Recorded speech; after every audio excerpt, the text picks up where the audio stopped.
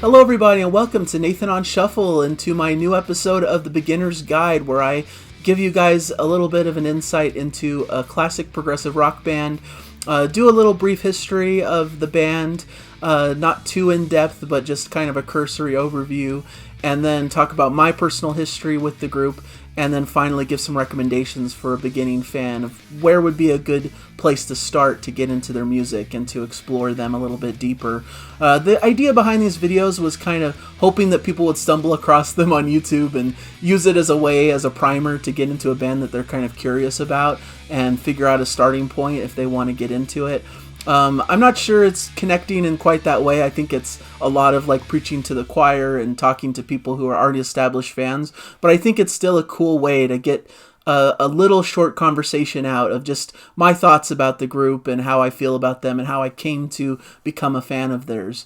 So we're talking about Yes today, and this is one of my favorite classic prog groups. I think they're at the pinnacle, at the peak of the genre, and are ones, if anyone's curious about prog in any kind of capacity, this is kind of the best starting point, in my opinion, of what band you should look at first when you're exploring the genre. So Yes formed in London in 1968, the original lineup being Jon Anderson on vocals, Chris Squire on bass and vocals, Peter Banks on guitar and vocals, Tony Kaye on keyboards, and Bill Bruford on drums. Their early albums, not quite into the prog realm quite yet, did a little bit more like classic rock, blues, kind of jazz with pop inflections, things of that nature. There's still little touchstones of what you'd come to expect from their full-blown prog period, but it was a kind of a short ramp up till they were able to get to that stage in their career. They did some covers that are pretty well known and well regarded as well during this time, but really, to me, the classic Yes period really started with the Yes album that came out in 1971. That's where they really formulated the sound that they'd become known for, I'd say, in the 70s. And of course, they've had several lineup changes throughout the years. That's one of their more notable features that people remember about Yes, is that they have constant lineup shifts.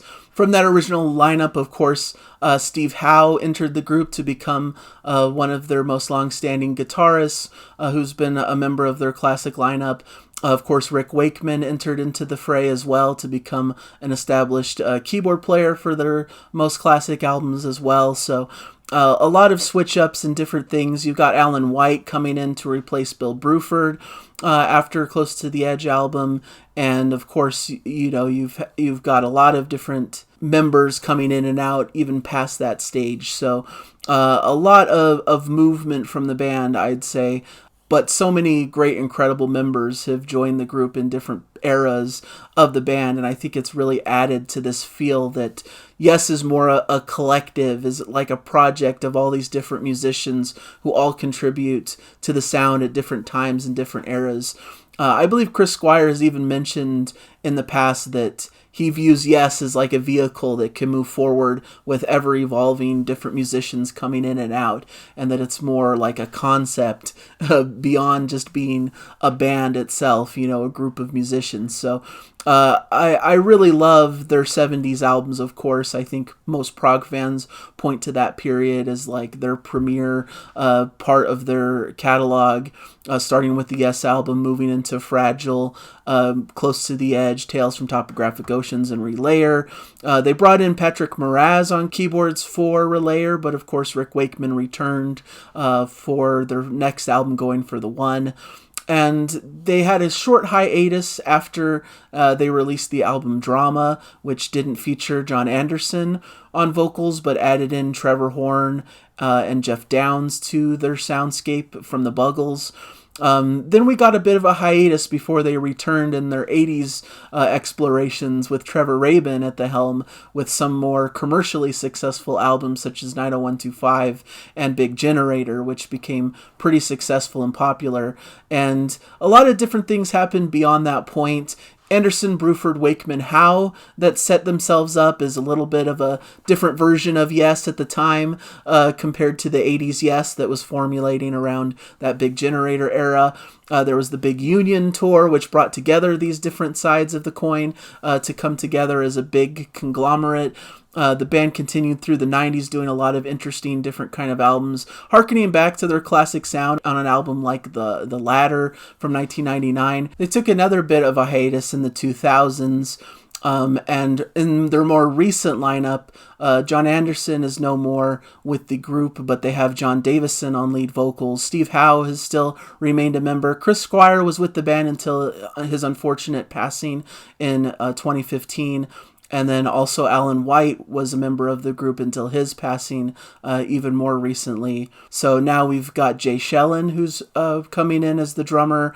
We've got Billy Sherwood taking over bass duties from Chris Squire, and then Jeff Downs coming back into the fray, who was part of the lineup in that early 80s period drama era. So a really interesting conglomeration of musicians that carry the banner forward for Yes Now, and they're continuing to be an active group. They're touring.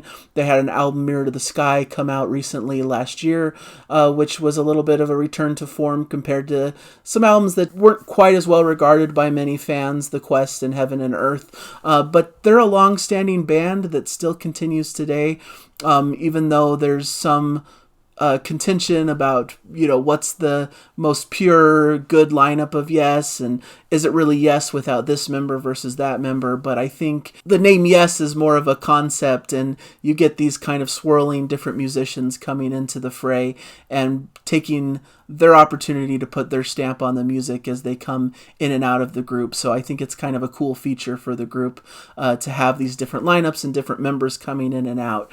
But your mileage may vary with what lineup you connect with and how you feel about modern day Yes. But most fans, I think, would agree that their 70s period, especially between like the Yes album and Going for the One, was just premier, perfect progressive rock that just really captivated audiences and was a spotlight for the genre as a whole. My experience with Yes, not surprisingly, this is a band that my dad is absolutely in love with. He's a super fan of Yes and really wanted to show me their music when we were connecting a bit when I was a teenager. I was getting into modern rock and certain kind of music, and my dad saw that I had a passion for music in general, and so he introduced me to Yes, and we would listen to a Yes album together in the car. And really bond over the experience of listening to these classic records. And it was an immediate connection with me. I really loved the band from first listen and immediately had to buy my own CD versions of each of these albums as I was listening to them with my dad. And I've carried that forward. Really for him, like I mentioned, the main Yes period that he's really into is that Yes album, and probably up through Tormato. He really likes Tormato probably more than many people view it as a little bit of a lesser quality release. But beyond that, his interest in Yes has kind of waxed and waned. He's liked some things here and there, but hasn't listened to others as they've gone forward from that point. As for me, I have experimented with different albums throughout their careers as well throughout the years, but really did a deep dive when I did my Yes album rankings on this channel, where I really went through every single album and gave it a really critical listen to decide where it should slot in my eventual rankings. So check out that rankings episode if you haven't before. It's a really fun time. It's a little bit lengthy, but I like to do a deeper dive and really get into the music and how I feel about it. But as for where a beginner should start with Yes, the aforementioned The Yes album, I think, is a fantastic place to begin because it is accessible in a lot of ways. There's like I've Seen All Good People is a pretty standard classic rock track. Starship Trooper is pretty wildly famous and popular. It's one of their standouts. Songs that they still perform live and often use as like an encore in their set today. So it has those touchstones, but also has some proggier pieces as well. I just think it's a really great introduction into prog in general because it blends those lines so well. It has some really complex, proggy, interesting, cool instrumentation and showcases how the band's able to meld a lot of different styles and a lot of different character from the different band members into a really unique whole. So I think it's a really cool place to start with the group. I think Fragile also is a great place to start. Of course, it begins with Roundabout, which is probably their biggest hit from this era that many people know who don't even really know Yes, just because it's a big classic rock staple.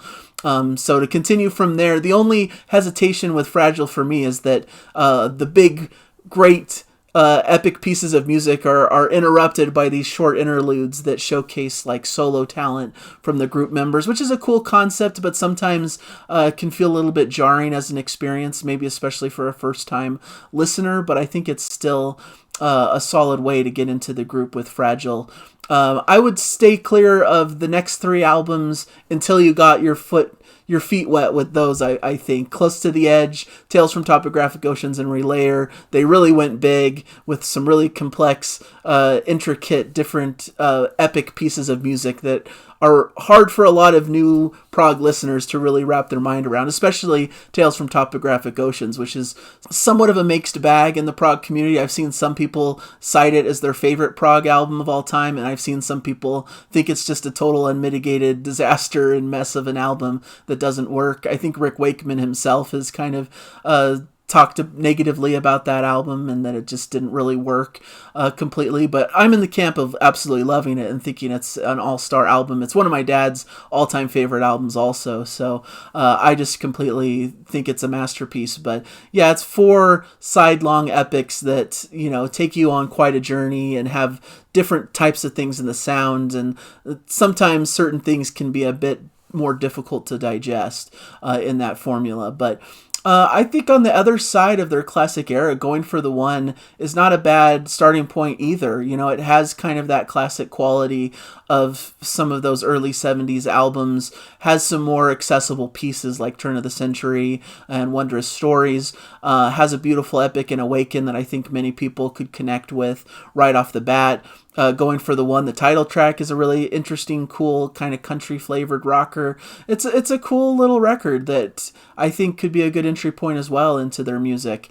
Going beyond those classic albums is probably a bit of a rougher introduction. I guess if you want to get into their 80s flavor, 90125 was probably a lot of people's introduction to Yes as they became more popular in that 80s period. So I guess that's not a unfair way to start if you're curious about their 80s endeavors, but for a prog fan, that's not really showcasing the best they did in progressive rock music, at least.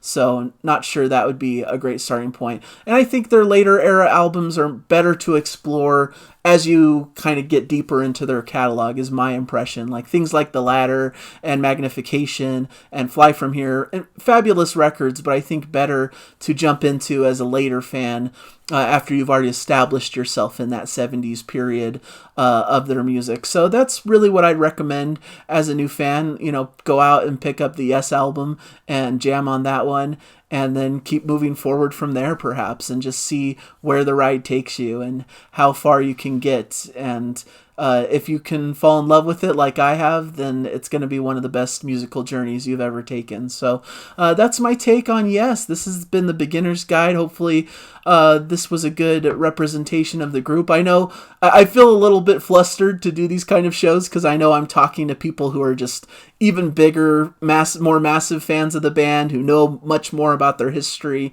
and have experienced the band live themselves and have a lot more expertise. So I'm worried about getting anything slightly wrong or missing certain information and stuff like that. But I'm coming in as a little bit of a younger fan and trying to appeal to those fans who are probably in a similar boat as me, who are younger, trying to get into the music, and want to know kind of a starting point and some early impressions of what the band's all about. And that's kind of what I'm here for.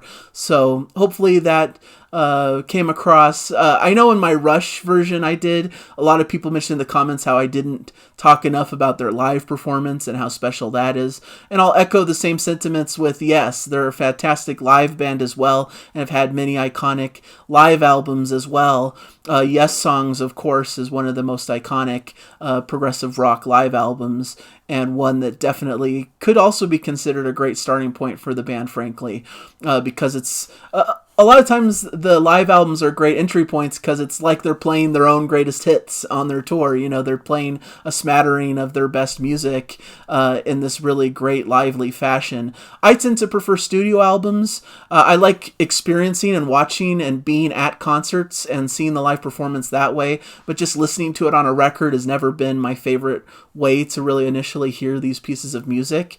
Because I feel like the band intended for you to hear the studio version. That's what they worked on and worked towards and crafted it just specifically for a record, for your attention, for your ears. Where the live album, the live performance was meant for the people who attended and to play to a crowd.